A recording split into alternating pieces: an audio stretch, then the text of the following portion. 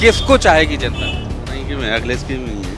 अखिलेश की में है। हम तो समाजवादी पार्टी को ही वोट दिया है और अब तक वोट देते रहेंगे जब तक ये विकास करेगी। मैं तो ये कहना चाह रहे हैं ज़्यादातर साठ जी को वोट मिलेंगे हमारे यहाँ से। नमस्कार, इस वक्त मैं हूँ ओछा थाना क्षेत्र में और यहाँ पर लोकसभा चुनाव बहुत जोरों शोर से है। एक और जहाँ आप देख सकते हैं कि मुलायम सिंह जी की बहू डिम्पल यादव हैं और दूसरी ओर है रघुराज सिंह शाक। ये रघुराज सिंह शाक वही हैं जो मुलायम सिंह के बहुत खास और करीबी रहे हैं और शिवपाल सिंह के करीबी आज भी हैं। चूंकि आप सभी जानते हैं कि मुलायम सिंह जी का देहांत हो जाने के बाद ये जगह खाली हो गई थी, सीट खाली हो गई थी। आज यहाँ पर उपचुनाव कराए जा रहे हैं। अब देखना यह है कि यहाँ की जनता क्या चाहती है और क्या विचार हैं उसके और किसको चुनना चाहती है। आपका नाम क्या है सर? सुनील। सुनील जी, जैसा कि आप देख रहे हैं कि ये जो मुलायम सिंह जी के ना रहने पर ये जो सीट खाली हुई है और उस पर चुनाव भी होने वाले हैं, तो यहाँ की जनता से हम ये जानना चाहते हैं कि आपकी किसके पल्ले में ये सीट जाती है? तो नहीं कि मैं अखिलेश की में ही है। अखिलेश की में है। अच्छा, अखिलेश जी ने यहाँ पर क्या किस तरीके से विकास कराए इस बारे में कुछ बताएं। विकास जहाँ तो विकास भाई है उनकी उनने कराए हैं और नहीं, जो वर्तमान सरकार में ही भाई हैं जो कुछ विकास भाई हैं, अब तो है ही ना रहे हुए। अच्छा, अभी जो वर्तमान सरकार चल रही है इसमें आप क्या कहना चाहेंगे? जहाँ में अब कछु ही ना हो जरूर तो है। मंदिर के लिए आए थे तो मंदिर के लिए अभी तक ना कोई सुनवाई ना यहाँ की। अच्छा, किस मंदिर की बात कर रहे हैं आप? चमरसी मंदिर के लिए। तो यहाँ पर किसने क्या वादा किया था? जहाँ वादा आवे मंजूर है कि आएगा 1 रुपया 2 महीना हो गए, अभी तक कोई काम तो होना है यहाँ में। तो आप इसी वजह से चाहेंगे कि फिर से डिम्पल जी हाँ डिम्पल है यहाँ पर आए, तो बहुत अच्छी बात है। और अच्छा, कुछ बताइए तो कि यहाँ पर जो सपा के लोगों ने क्या क्या कार्य किए हैं, किस वजह से यहाँ पर लोग सपा को ज्यादा तरजीह दे रहे हैं? सपा गिला गढ़ है उनको। अच्छा, केवल गढ़ की वजह से? कोई अच्छाइयाँ? अच्छा ही है, कोई वो तो है ना। अच्छा ही है। अच्छाई है, इस वजह से उनका गढ़ है। तो क्या नाम है आपका? मेरा नाम है मोहम्मद रफीक। मोहम्मद रफीक भाई, अच्छा ये बताइएगा, यहाँ पर ये जो चुनाव हो रहा है रघुराज सिंह शाक जी और डिम्पल जी के बीच में, तो क्या यहाँ की जनता से ये जानना है कि आखिर यहाँ की जनता किसे पसंद करती है, किसको वोट देकर अपना प्रतिनिधि बनाएगी? विकास हमेशा विकास के ऊपर वोट दिया जाता है। बिल्कुल, जो पार्टी विकास करती है हम उसे वोट देते हैं। अभी जो मुलायम सिंह जी ने जब से यहाँ सांसद रहे हैं, मैनपुरी का हर संभव हर तरह विकास किया है और आगे भी करते रहेंगे।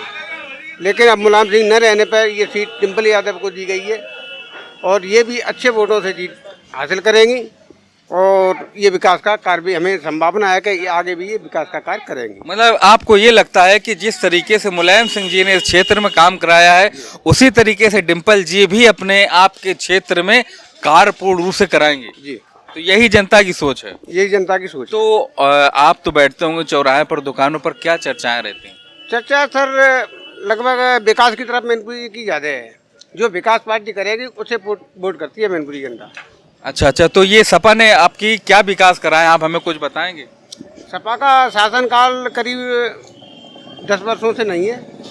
हम यहाँ योगी आदित्यनाथ जी मुख्यमंत्री हैं, लेकिन सांसद निधि से जो भी विकास होता है वो सपा के सांसद और या विधायक कराते हैं। तो अब ये जो प्रदेश सरकार है उसने आपके यहाँ पर क्या विकास कराए? प्रदेश सरकार के जो हित में होता है वो विकास कराते हैं, लेकिन ओछा का विकास के लिए काफ़ी खामियां हैं।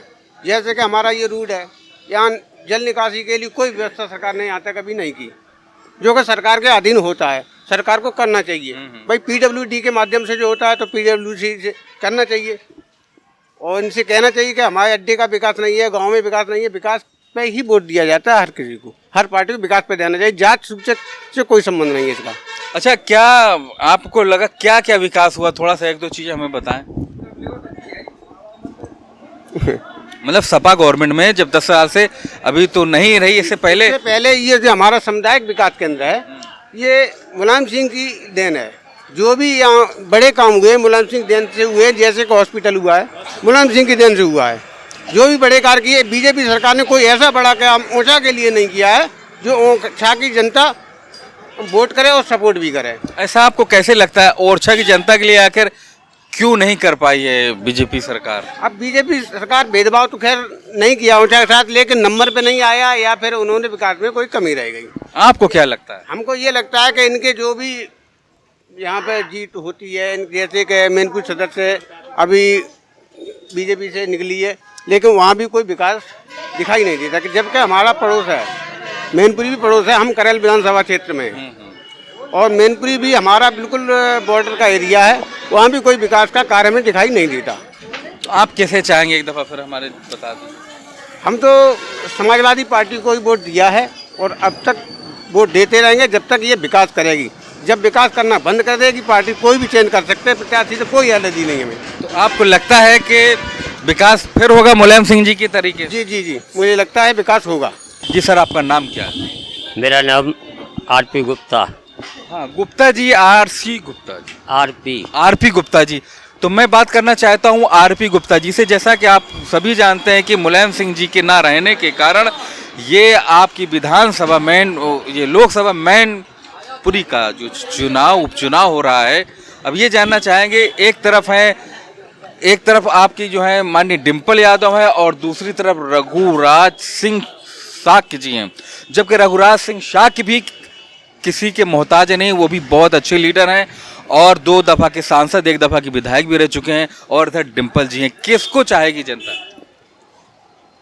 जनता दो प्रत्याशी हैं। आज से कुछ समय पहले डिम्पल जी ने कहा था कि हम जो है राजनीति से संन्यास लेंगे। फिर ऐसा कौन सा कारण हुआ जिस कारण जो दोबारा बोला उन्होंने कि मैं राजनीति में आऊँगी? पहली बात।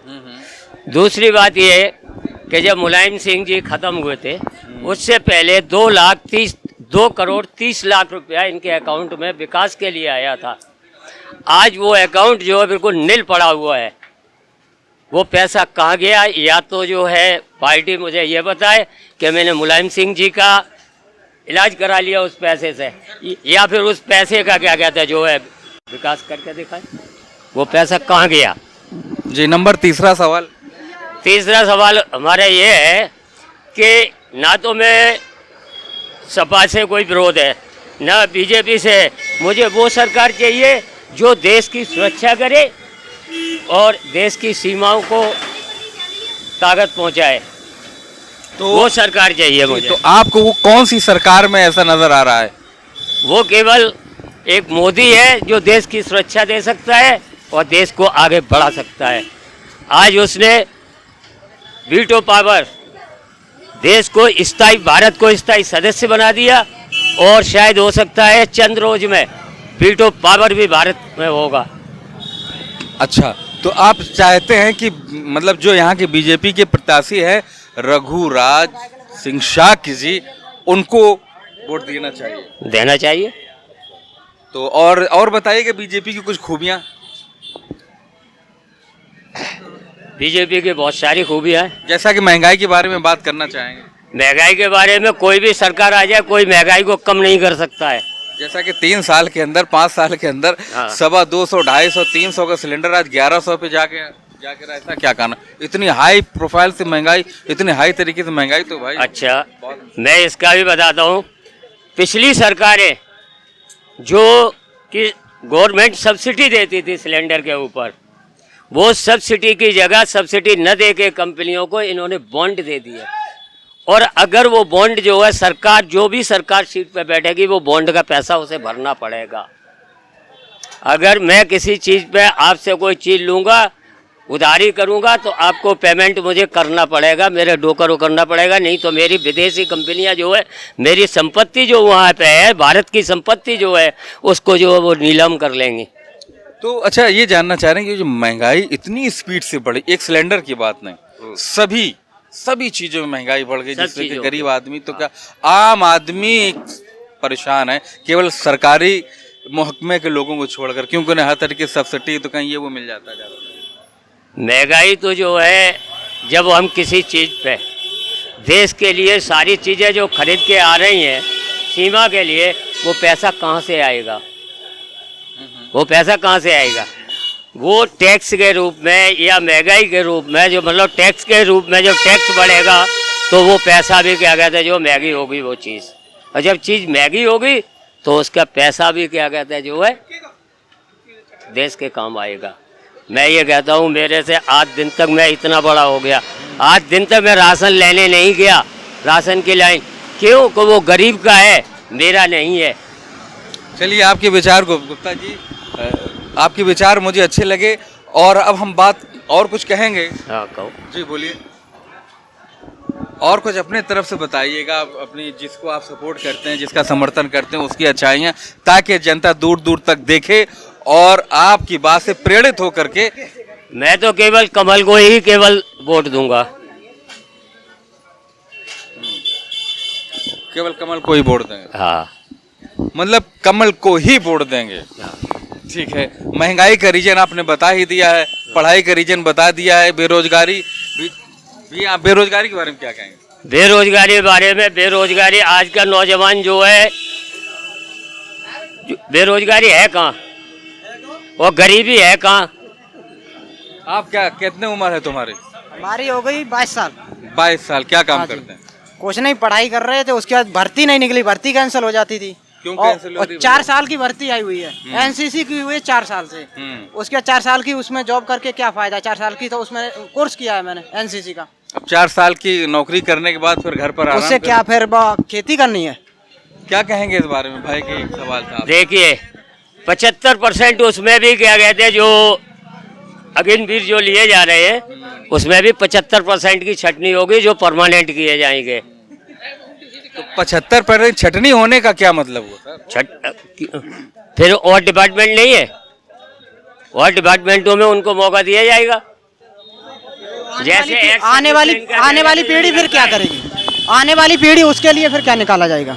ये इसमें ही छटनी होता है। एक सर्विसमैन का जो कोटा आता है वो कहाँ से पूरा किया जाएगा?